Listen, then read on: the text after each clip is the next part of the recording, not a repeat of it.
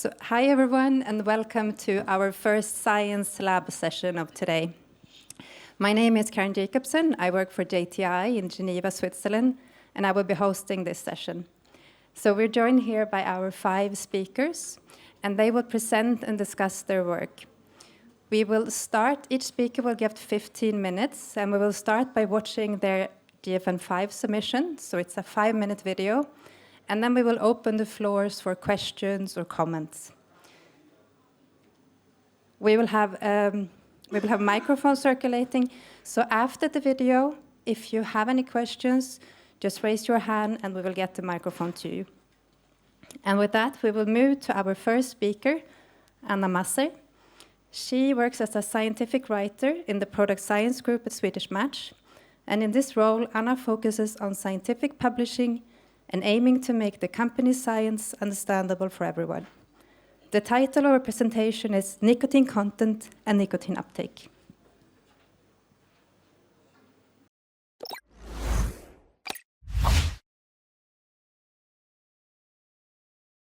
This presentation will focus on nicotine content and nicotine uptake when cigarettes and nicotine pouches are used either in a standardized way or as desired. Nicotine is what cigarettes and nicotine pouches have in common. In terms of risk, they are very different because no combustion products are formed during nicotine pouch use.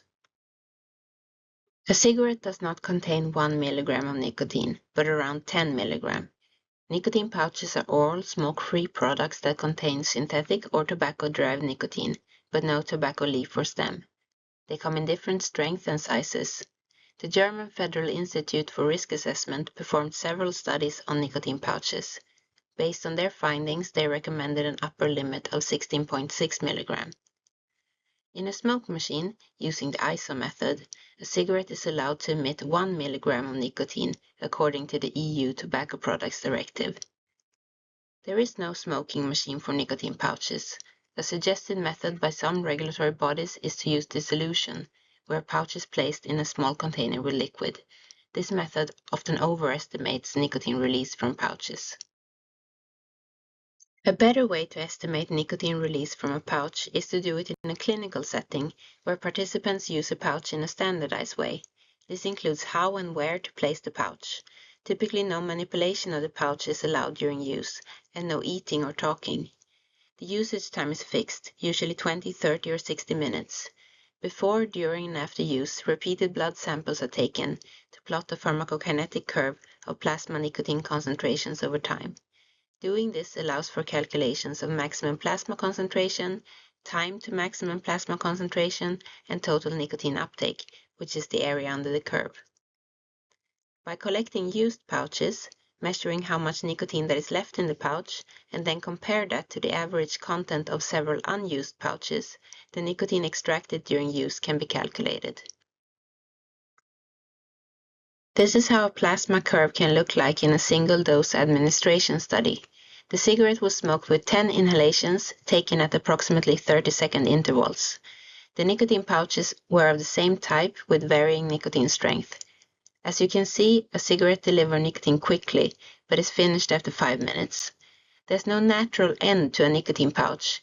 Here the fixed usage time was 60 minutes, which is long. What we can see here is that independent of product, the maximum plasma nicotine concentrations are reached around product removal. So when you stop using the product, nicotine delivery also stops. Another thing is that pouch use can result in similar plasma nicotine concentrations as cigarette use, but it takes longer time. Since it takes longer time to reach the same concentration, the area under the curve will be larger. More nicotine has been taken up. This is illustrated in the table showing extracted amounts and fractions. Even though the pouches were used for 60 minutes, up to half of the nicotine is still left in the discarded pouch. So with slower nicotine delivery, a product requires more nicotine than a faster product to reach the same plasma nicotine concentrations. Now we move away from the clinic and standardized use to exclusive users of either cigarettes or nicotine pouches that use their products as they wanted for 2 weeks while they lived their usual life. Then they came to the clinic to have their blood drawn. The pouch users chose pouches containing between 3 to 12.5 milligram nicotine and used on average 10.7 pouches per day. Cigarette users used on average 12.2 cigarettes per day. These two groups had similar plasma nicotine concentrations. Based on the previous slide, we know that nicotine delivery with a pouch is slower, so more nicotine is required to reach the same plasma concentrations as a smoker. 70 to 80% of the nicotine is metabolized to cotinine, a metabolite with almost no pharmacological effect, and it is here that we see the difference. The pouch users have taken up more nicotine. That didn't mean that their plasma concentrations were higher. It's just an effect of choosing a slower product. To conclude, nicotine content is not nicotine uptake, and a product with slow nicotine delivery requires more nicotine to achieve the same plasma nicotine concentration as a product with faster delivery. So I thought before we open the floor for questions, I just wanted to pass the word to you, Anna, if there's anything else you would like to add or comment.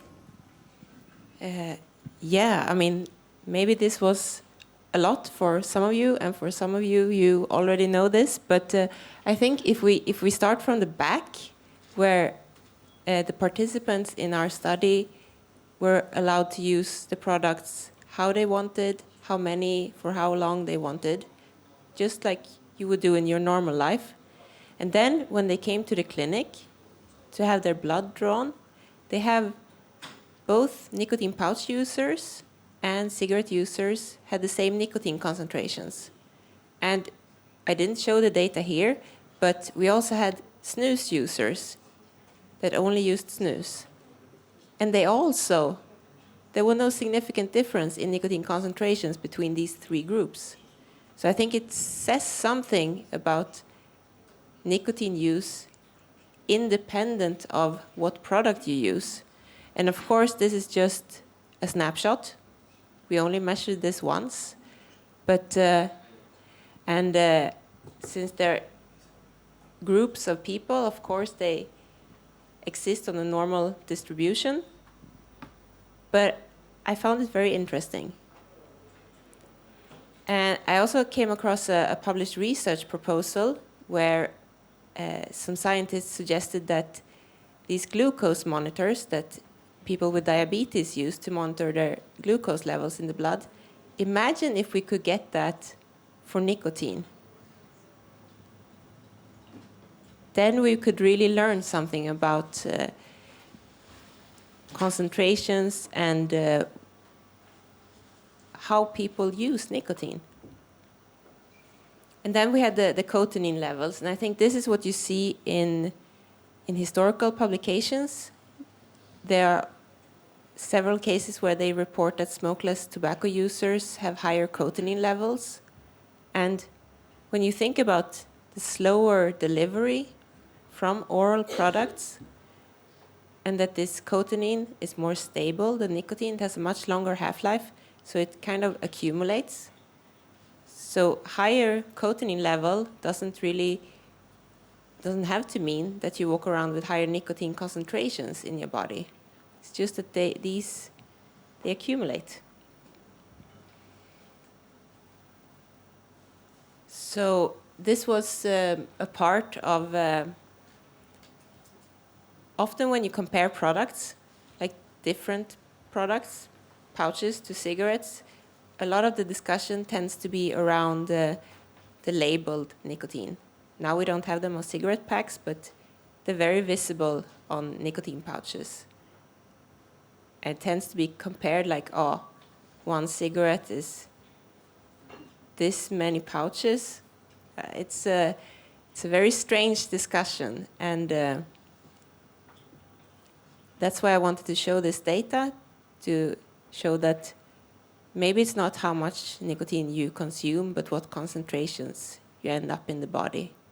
And that a lot of the nicotine in the pouch stays in the pouch. Thank you, Anna. Do we have any questions from the audience? Hi, my name's Todd. I'm a pharmacist from Canada. I'm so happy that you shared that data, because I feel like all the kinetics I've seen on pouches have always been like single use in the lab. So it's really valuable to see what people are actually, real world use, like you said. And I think, people are really good at self-regulating their nicotine intake regardless of how they're using it. And that really reinforces that, especially with sharing the snus info. My question was, have you considered comparing the pouch, like real world use, to other forms of oral nicotine, so like conventional nicotine replacement therapy? It would be interesting to do. I'm not in charge of that. I'm not in charge of deciding. But I mean, it would definitely. I mean, this is what we need to learn, right? How, what concentrations are people aiming for? I think it's more that, I mean, in general, we tend to feel differences when something happens. I mean, you go for a swim in the 26-degree pool, and then you move to the 28-degree pool, and you feel such a shift. It feels super warm, but after a while, you don't feel it anymore. So I think it's this, we're good at feeling changes. So, yeah, no. It would be cool to have such a study. It would, definitely. I think we have time for one more question in the back.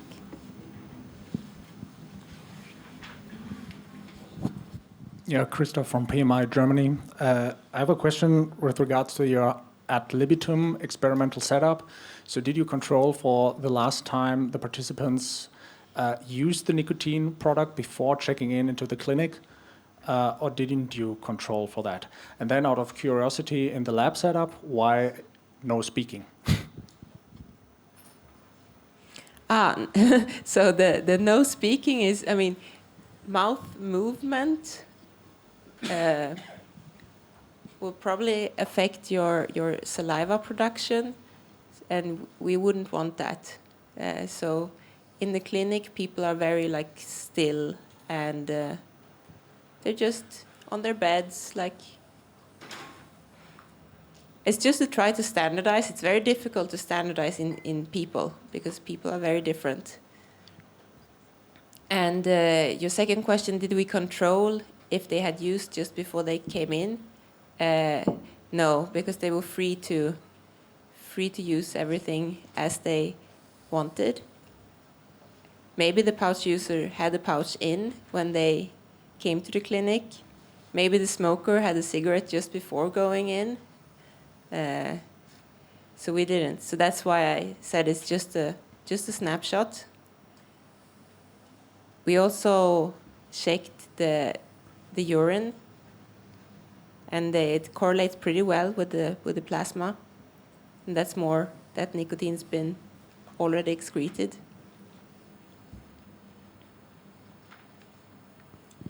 Thank you. So we do have time for one final question. I believe there was one here in the front. George, we know that the actual nicotine content of the cigarette's about 2.5%, but that the consumer probably only gets half of that because part is bonded and the other part can be liberated. And the lung is great for absorption. Obviously, when you start talking about an oral product, you're talking about an absorption that's not deep lung, but essentially the buccal.